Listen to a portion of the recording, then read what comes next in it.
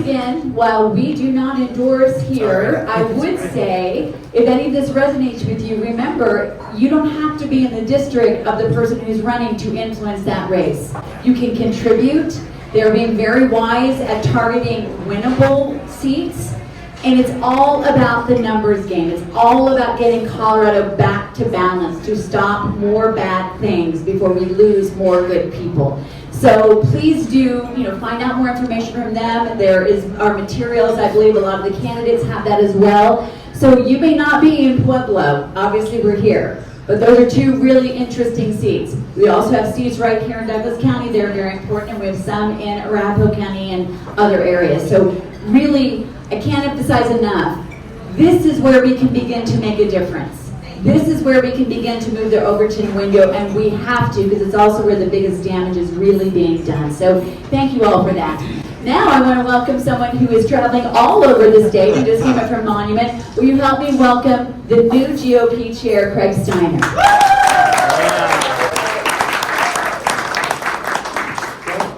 Thank you very much. It's good to be back here in Douglas County. I actually was the chairman, for those of you who don't know, about 12 years ago now, here in Douglas County. That's where I got my start. And I've moved a little bit to the south, about 3 miles south of El Paso County. But when I'm talking to people around the state, I say we. If I catch myself realizing that when I say we, I'm talking about Douglas County, because this is still my political home. So it's good to be back. I was elected about a week and a half ago. Some of you might have been there, and if so, I appreciate your support there. I'll try to keep it a little bit positive, but the state party is a mess right now. We're rebuilding it from scratch and having a hard time doing that because we have holes in the bottom of the bucket.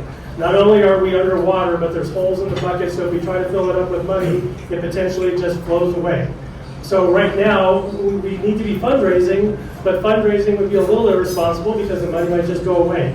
We're trying to resolve those financial and legal issues so that we can actually do the jobs that we have to do.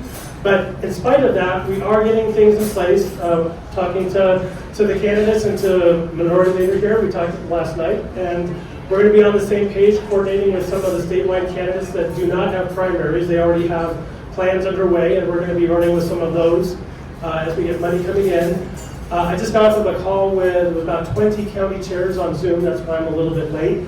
And they're ready to go. And the good news is, even with the financial and legal situation of the state party, we can do a lot of good on the ground without money.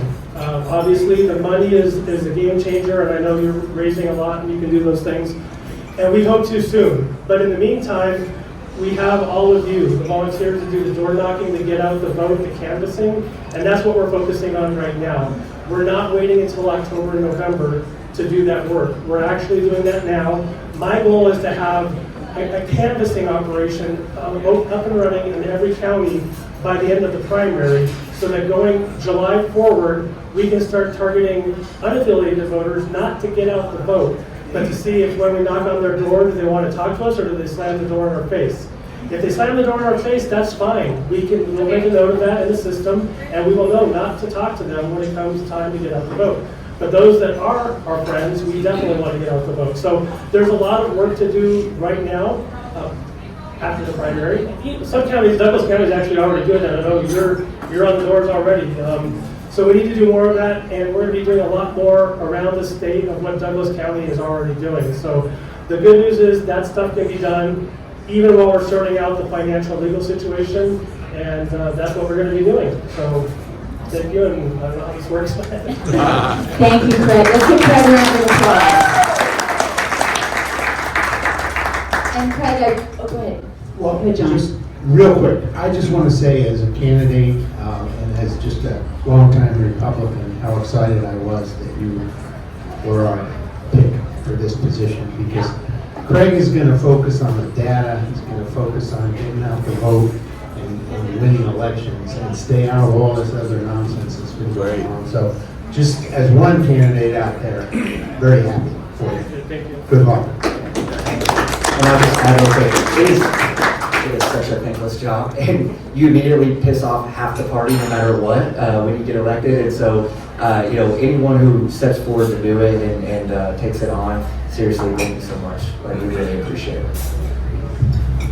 Well, that's what I was going to say as well, and I appreciate it. And we have a tendency to give somebody about, I think you had 48 hours before the attacks started coming in. So, and I do think when we talk to our fellow conservatives, let's try to talk everybody back a little bit. If a ship is turned this far to the wrong direction, it does not do a 180 overnight. It takes a little while, and it starts with getting back, as you both have said so well, to what the job of the Republican Party actually is. Get Republicans elected and grow the party. And in Colorado, where we're 22.7, I think it is, percent of the electorate, reach out to the unaffiliates that we can bring on board. So I appreciate that.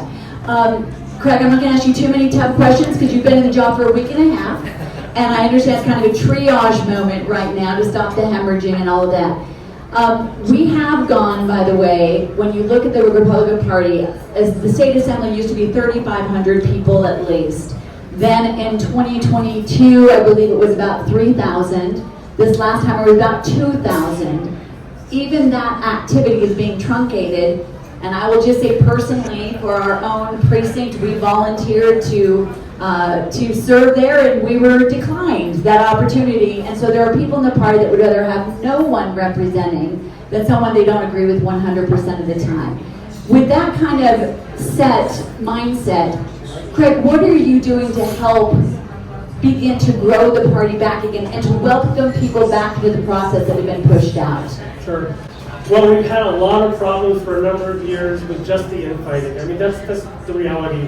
And there's nothing attractive about that. It's hard to grow the party and get people to want to participate in caucus or anything else with the party when they see, especially at the state central committee level, the chairman fighting with absolutely everybody.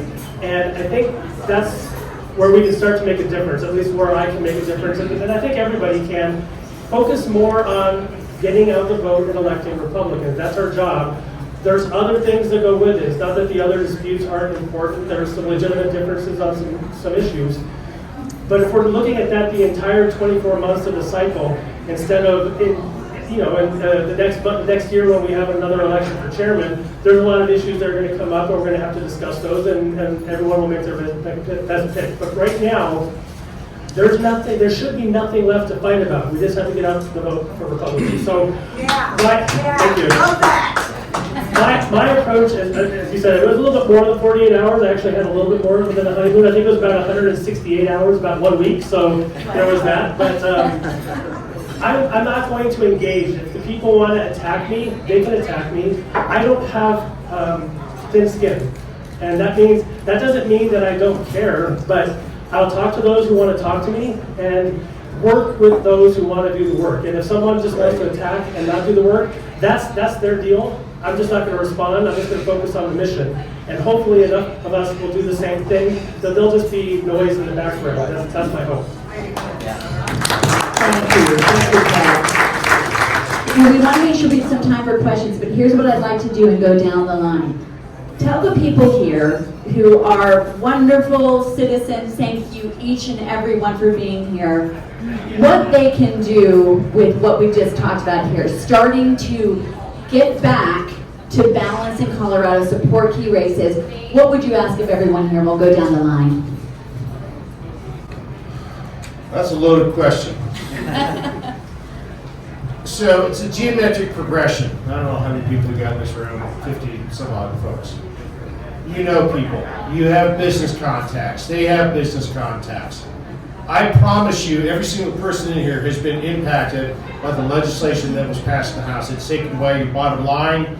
It's hit your taxes. It's hit your business. It's hit your energy bills. It hits every aspect of your life. Insurance, healthcare, all of that. You need to help share that story with other business people and ask them to share that story with other business people so it grows and it grows. And then when we need folks to testify or tell a story down there, we need the people to come down. They can do it on Zoom or they can do it in person. In person obviously is better, and it's more impactful, but it's hard when you're running a business. When you get out there, there's two ways you can donate. You can donate directly to the candidate, and Colorado has one of the lowest donation limits. It's $450. That's the max you can donate to a specific candidate, whether it's in the House or in the Senate. That's it, all you can do for the House races. Thank you, Governor Polis, for that. He's the one that ran that little campaign finance reform thing through, I don't know, about a decade ago. He knew what he was doing because he planned it down the road so he could self-fund his race with $21 million, give or take, when he ran for governor. We can't compete against that. So we need to go out and get the businesses and get that going out there. That's how we do it. On the soft side, you've heard a lot of comments about there. There's a House fund and there's a Senate fund that you can donate to. There's unlimited donations. Only required is you can't be a foreign entity. But aside from that, there's no limit on what can be donated. Sometimes it'll be 10,000. Sometimes it'll be 100,000. There are people, and we've seen it, that you'll get 500,000 or $750,000 donated from major entities. I'm not asking you to do that, but you can go out and talk to businesses. And people have asked me, well, what does it take to get back and flip X amount of seats? And I said, well, if you give me $10 million, I said I can do that strategy. Until I have the $10 million, this is what we're going to stick with. The way we grow it is getting the message out there and getting people to repeat it and get it out there. It can't just stop in this room, and it can't just stop with your conversation with somebody else. You've got to sell them on selling the message to sell to other people. And it keeps going. Read Dale Carnegie's book, How to Win Friends and Influence People. That's the mandatory reading for everybody that comes to work for me. And that's what I suggest. Thank you.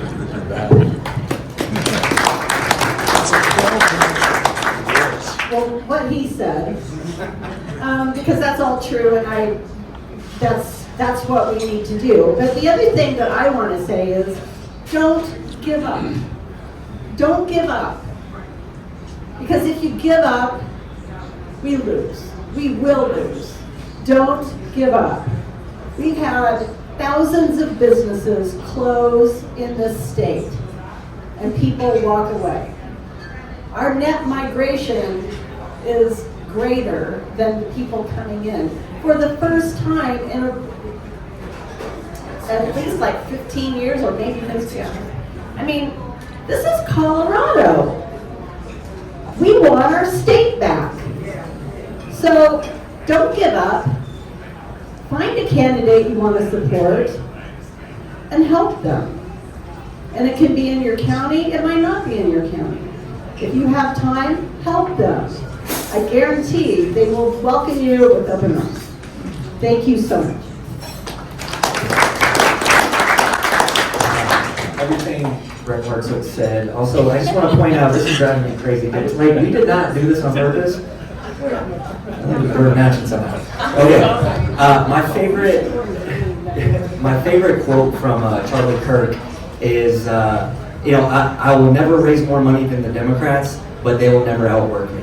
And that quote, I need to get a picture of that and put it up in my office because it is so true. Like, with the Democrats, they always talk about money in politics. We need to, overturn Citizens United. We need to get money out of politics. For someone who wants to get money out of politics, they are really good at getting money in politics, and they outraise us like crazy. And so money is always the reality of it. I'll give you a really good perspective on this. In 2022. The Democrats raised, the House Democrats raised, I think, $5.4 million, something like that. We raised $1.2 million. So they beat us 4-1, and we lost 5 seats, which is what put us in the super minority. In 2024, we raised $2.7 million, they raised $2.7 million, and we won 3 seats because we were smarter than them, and we know how to use it better. So we proved in 2024 that when we are on an even playing field, that we can win, and that's what we did in 24 compared to 22. So money is always a thing, but going back to the Charlie Kirk quote, we have to work harder than them. Everybody in this room, I assume, seems like nice people. You have friends, and you have friends that you hear at work or wherever, or at church, or at sporting events, your kid's school, complaining about the state of Colorado, complaining about the roads, complaining about the cost of groceries, complaining about property taxes. Hey, that's a potential person that can come in and help you, and they have friends too. We have to get out the word and bring in more people to the party and show them how they can help. I mentioned earlier about how we're bringing in all these new donors. And these are people who've always been Republicans, and they had no idea about the things we do with our fund that we raise money in, and the door knocking and all the get out the vote stuff. They had no idea. They vote Republican every election cycle, but they didn't do any more than that. And those are the people we're bringing in, and everybody in here knows people who are not involved enough, but feel the same way you do. So please bring them in, call us, bring them to us, and we'll let them know how they can help. So, thank you.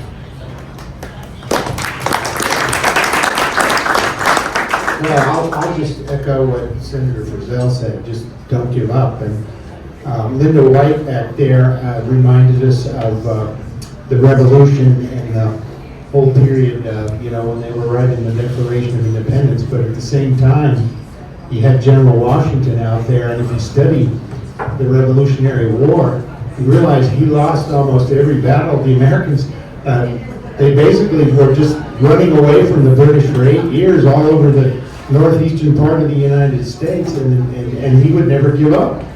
And so at the end, the lesson there is you win. And so I would just echo that. Don't give up, keep fighting. Yeah. Well, all I can do is echo a lot of that too, but I would definitely say money's important, so find a candidate you can support and donate as much as you can. If you hit the limit, find another candidate, and if you hit the limit of that candidate, then normally I would also say donate to the state party. I'll let you know when you can do that. Don't do that yet. But you can find plenty of county parties that will definitely be able to help with some money there. So please contribute to them. And again, engage with the candidates. They'll always be happy to give you some work to do. And engage with the county party. I know I can speak for Douglas County that they're already doing the work. So if you call up the county party, yes. Amy, yes, thank you.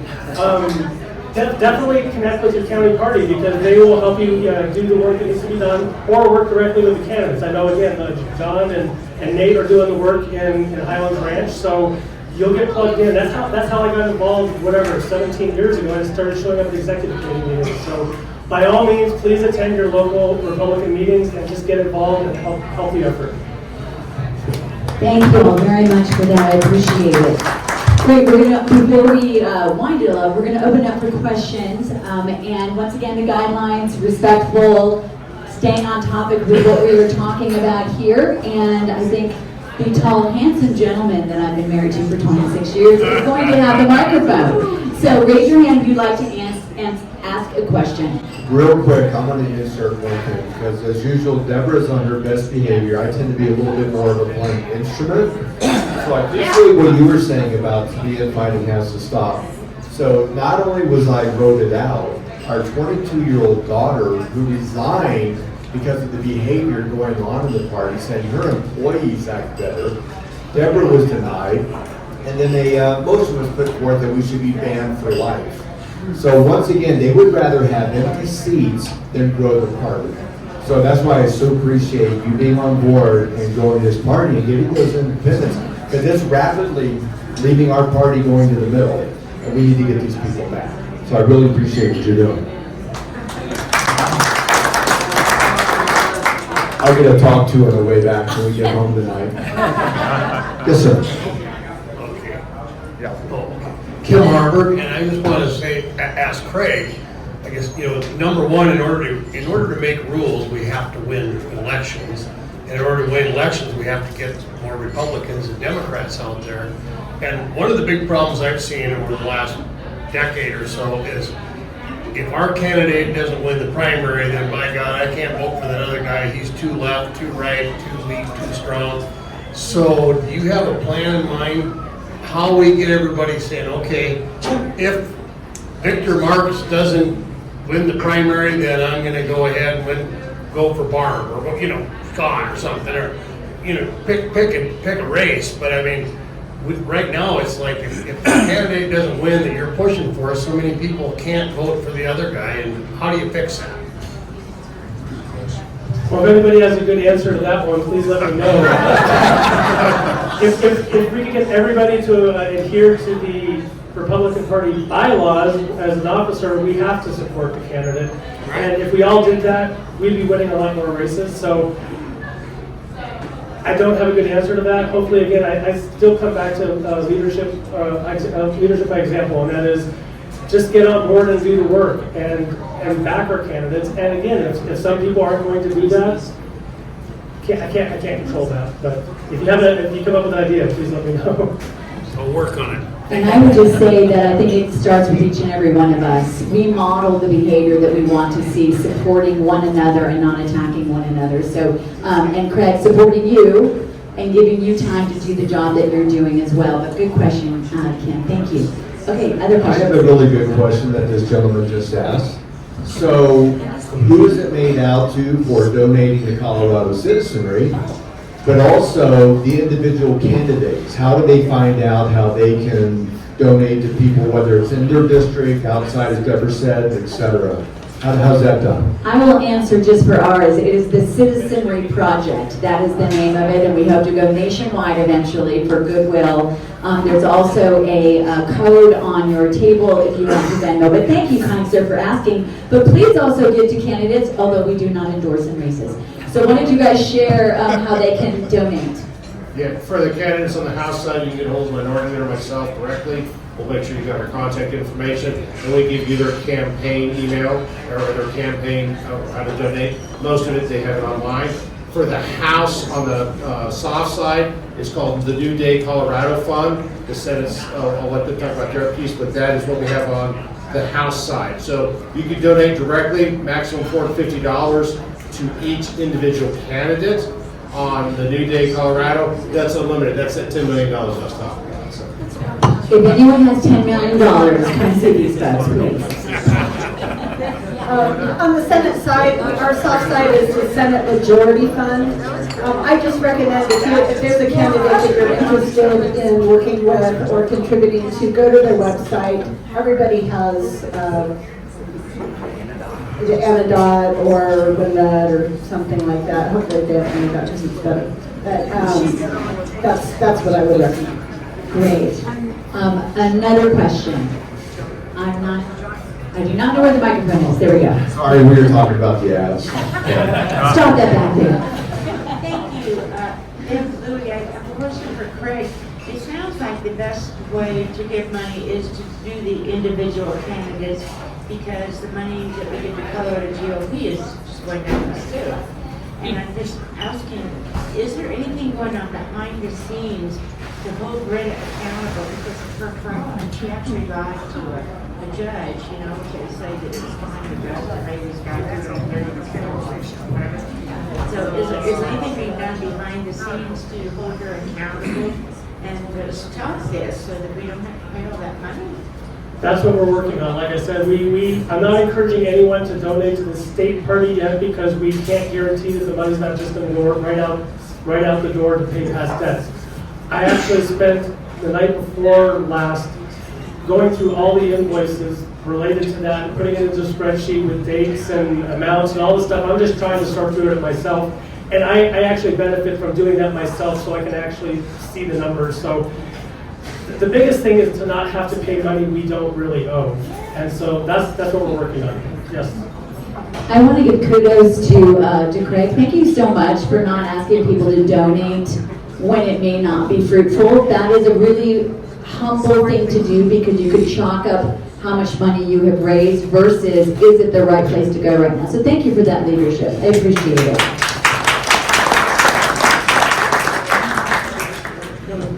I'm Bill King. I'm the chairman of the Elbert County Breakfast, Conservative Breakfast. And we are in the room, and we are really interested in what you're doing, and that we look forward to shaking hands with you and helping you in a way that we can all team together for this.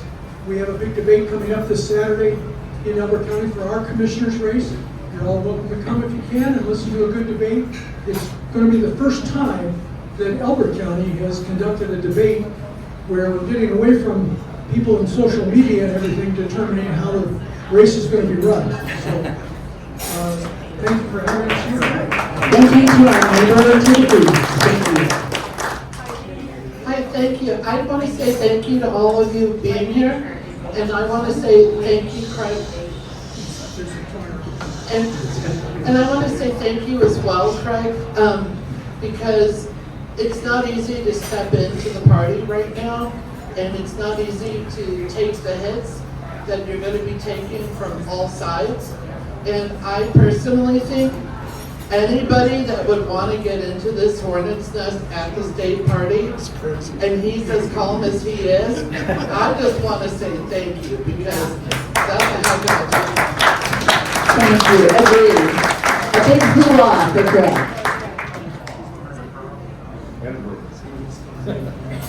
Question for Craig, Chairman Steiner. I'm super excited for you. That's awesome. Are you seeing any? I don't know if you've had a chance to look at the voter data yet, but are you seeing any daylight for us in these November elections? Any kind of upside or hope? Well, I think there is. I think I didn't hear everything that was said before I got here, obviously, but I just know that at the end of the day, it's about 31,000 votes in the right district. If we had actually got those votes over the last 2 cycles in the Senate and the House, we would actually have a majority in the House and the Senate in Colorado, which is kind of amazing to think about. I mean, that's a lot of work. Obviously, it's easier said than done, but there's reason to be hopeful. If we do the work and we do the work in the right districts, absolutely. Thank you. Are there any more questions? Okay, great. Well, these folks are going to be here. Please thank them for all that they do. Let's give them another huge round of applause, by the way. Please speak to any of the candidates that are here. There are materials here. And I want to echo something that Jarvis said. This country was designed to be us talking to our neighbors. That's gone away over the last period of time when we've been so divided.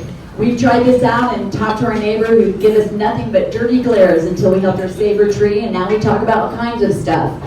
And by just being kind to one another, not looking at one another with malice or judgment, but saying, this is my fellow neighbor who probably agrees with me on 80% of things.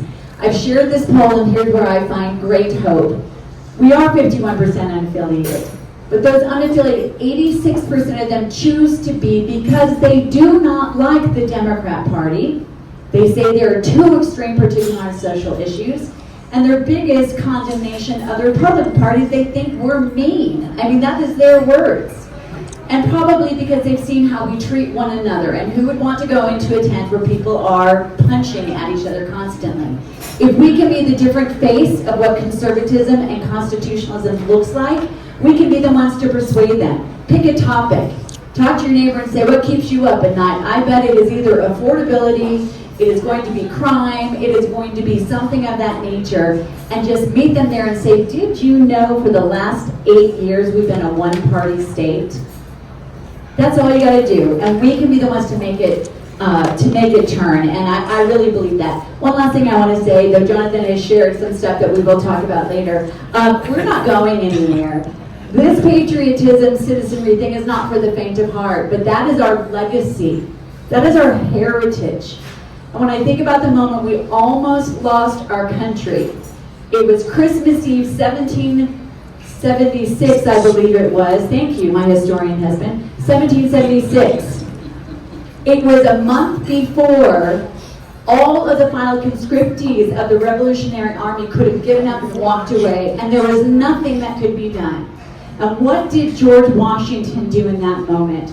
He reached out to somebody who knew that words matter, and it was Thomas Paine.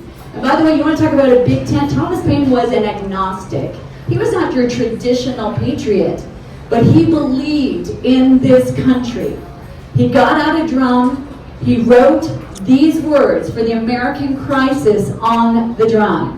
This is you and I. When we think about, oh gosh, it's hard to talk to our neighbor. It's not hard compared to our armies marching barefoot in the snow and giving their lives.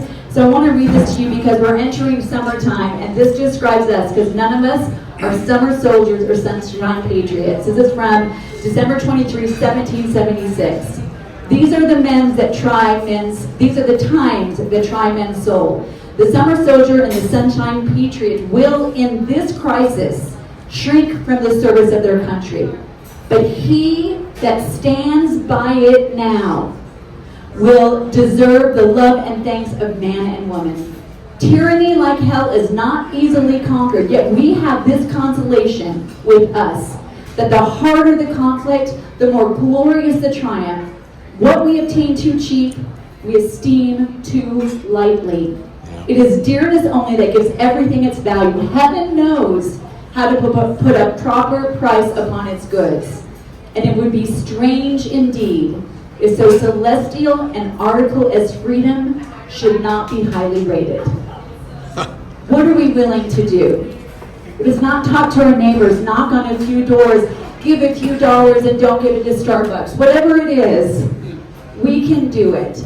We're not going anywhere. This is our home. We are going to make sure what we can do for Colorado to have another 150 years of freedom and this country to have another 250. We can do it together, and thank each and every one of you.